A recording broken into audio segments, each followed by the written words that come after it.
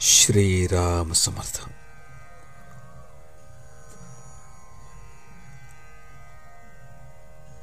भगवंताचे स्मरण हेच प्रत्येक साधनाचे मर्म.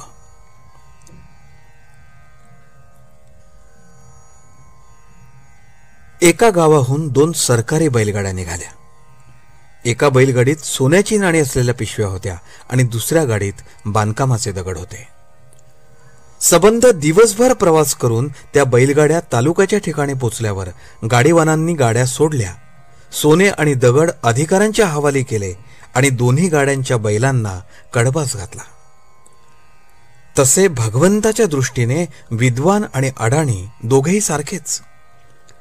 सुंदर विचारांचा भार डोक्यात वागवला म्हणजे विद्वानाला भगवंत जवळ होतो असे मुळीच नव्हे. विद्वान काय किंवा अडाणी काय, दोघांना